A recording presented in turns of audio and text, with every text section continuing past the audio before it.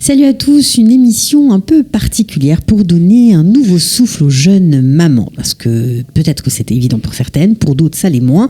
Donc comment élever de jeunes enfants, surtout quand on a fait l'ALIA, quand on a eu d'autres enfants en France, pas toujours facile. Nous avons une spécialiste pour en parler, spécialiste de la petite enfance, elle s'appelle Judith Lévy, c'est parti. Coup de pouce, découvrez le savoir-faire et les idées des entrepreneurs au ligne. Judith Lévy, bonjour. Enchantée, bonjour. On est content de vous retrouver. On a déjà eu le plaisir de vous recevoir. Alors là, vous venez pour une actualité puisque vous organisez un cercle des mamans. Alors, qu'est-ce que ça veut dire ? Alors, le cercle des mamans, c'est un atelier que j'ai créé pour l'objectif de pouvoir donner aux jeunes mamans des outils pour qu'elles puissent faire face aux situations de tous les jours et même pour des situations plus compliquées. En fait, tout ça pour qu'à la fin, à la maison, il y ait une ambiance sereine, agréable, joyeuse et que chaque maman trouve l'harmonie entre sa vie de maman, sa vie de femme et même sa vie professionnelle. Alors, ça paraît évident pour certaines, mais pour d'autres, ça l'est moins. Et c'est vrai que votre spécialité, alors on peut la prendre un peu comme ça à la légère, mais pourtant vous avez beaucoup étudié pour travailler dans la petite enfance. Ça ne s'invente pas. Hein. Vous avez une maîtrise de conseillère parentale dans le domaine. Vous avez fait à l'université. Vous faites aussi beaucoup de recherche à l'université. Donc c'est vraiment quelque chose de construit. Hein. C'est pas simplement des petites séances comme ça pour bavarder. C'est des méthodes prouvées qui marchent effectivement avec de la recherche et aussi avec mon expérience personnelle dans ma clinique avec les parents que j'ai déjà reçus. Et on sait que ça marche. Vous voyez beaucoup d'enfants. Oui. Alors, on vient vous voir pourquoi ? Pour des problèmes de comportement, des problèmes de sommeil Comportement, sommeil, hyperactivité, c'est un nouveau trend qui arrive. Des problèmes émotionnels ou relationnels, un enfant qui a des problèmes d'adaptation au GAN, souvent après la ALIA, ou pour un enfant qui change de classe ou quelque chose comme ça. Donc il y a des difficultés. Change d'école, qui déménage, qui perd ses copains. Même à cet âge-là, si petit. Oui, les enfants en bas âge réagissent très très fort à des changements. Ils le sentent dans leur corps, ils le sentent au niveau émotionnel. Donc il faut savoir gérer. Et nous, les parents, c'est pas toujours évident. On ne sait pas toujours mettre le point sur la source du problème. Et c'est pour ça que je suis là. Bon, alors vous êtes là, on va en profiter. Vous allez me donner des tips, comme on dit, des trucs, des façons de réagir concrètes. Par exemple, on va dire un problème de lever le matin. Les enfants, parfois se couchent tard, ou parfois n'ont pas envie de faire ce qu'on leur dit ou de se lever tôt.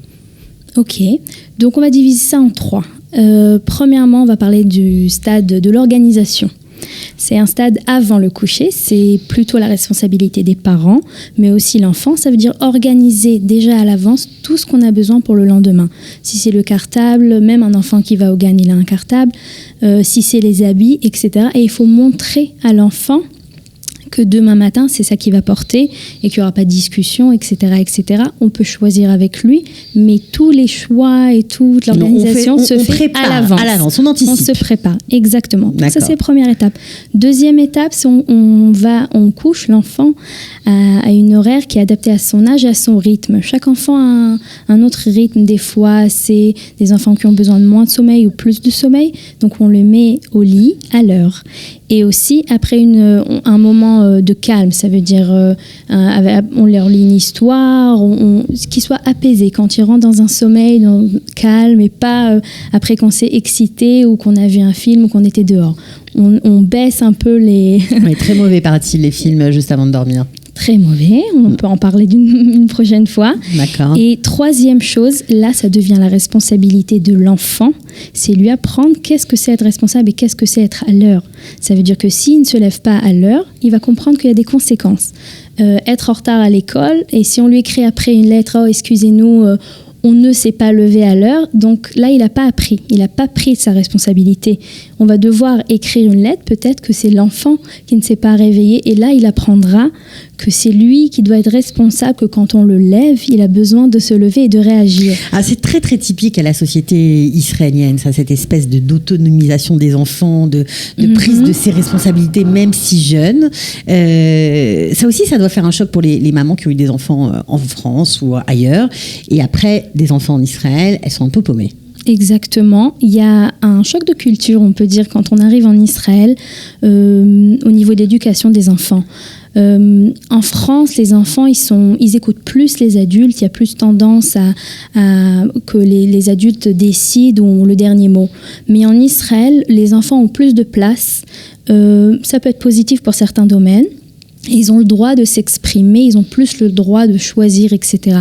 Et c'est là où, quand on fait la Aliyah, il y a plein de questions qui se posent. Des fois, il y a un gap qui se crée entre les enfants, l'éducation qu'ils reçoivent à l'école et entre ce qu'ils reçoivent à la maison. Ça veut dire quoi? À l'école, tout est permis Pas forcément tout est permis, mais il y a plus de liberté.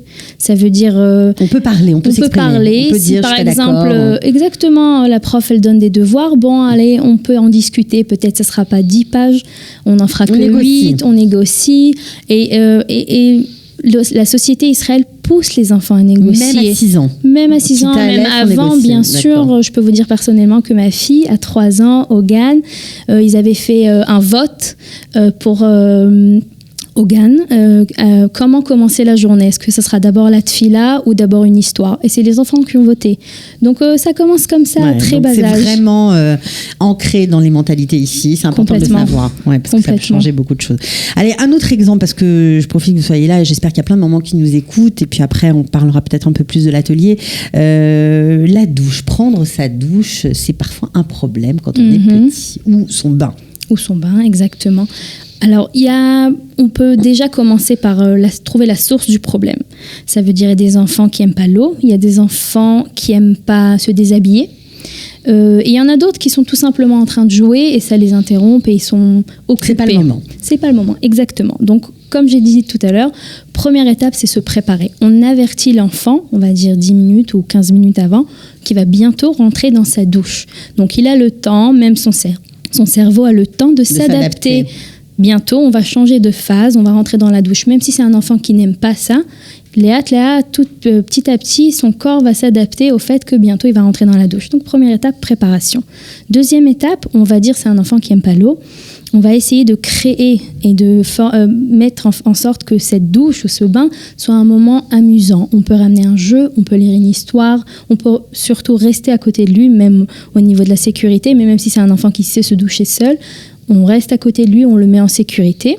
Et troisième étape, on peut en parler, mais pas juste avant la douche.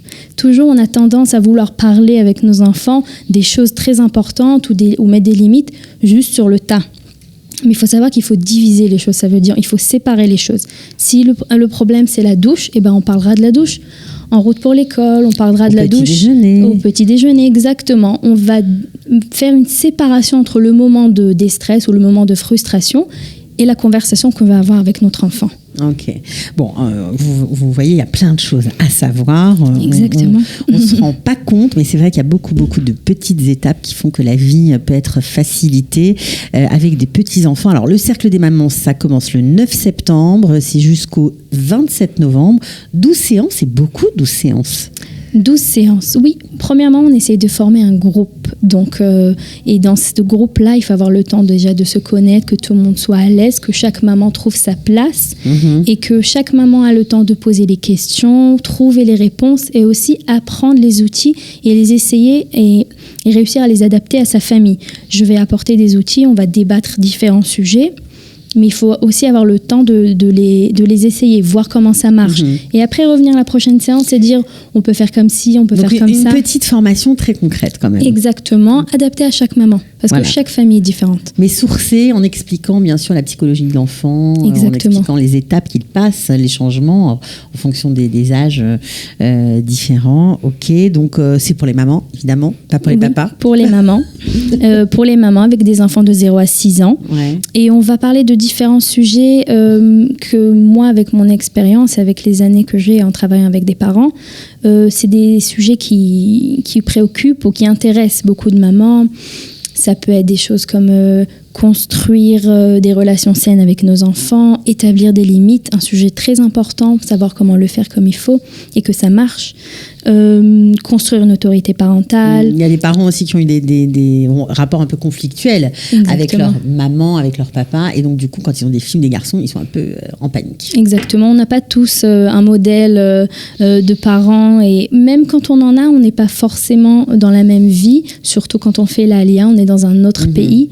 Donc, il faut savoir adapter les choses. Le sujet d'adaptation à l'Alia est évidemment un sujet très important. Donc voilà, donc si vous vous reconnaissez dans ce besoin d'avoir un petit coup de main, un petit coup de pouce, un peu d'éclairage, savoir si on fait bien ou comment s'améliorer tout simplement dans sa vie familiale, eh bien le Cercle des mamans vous attend du 9 septembre au 27 novembre, 12 séances, voilà.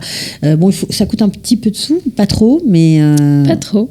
On peut dire. Oui, effectivement. Voilà, 600 shekels pour les 12 séances. Voilà, comme ça c'est dit, pour ceux qui sont intéressés. On était ravis, Judith Lévy, de vous avoir de nouveau à ce micro. Merci. Merci pour votre compétence et votre professionnalisme, comme avec toujours. Plaisir. Et avec à bientôt. Plaisir. À bientôt. Ciao. Coup de pouce, découvrez le savoir-faire et les idées des entrepreneurs Olim.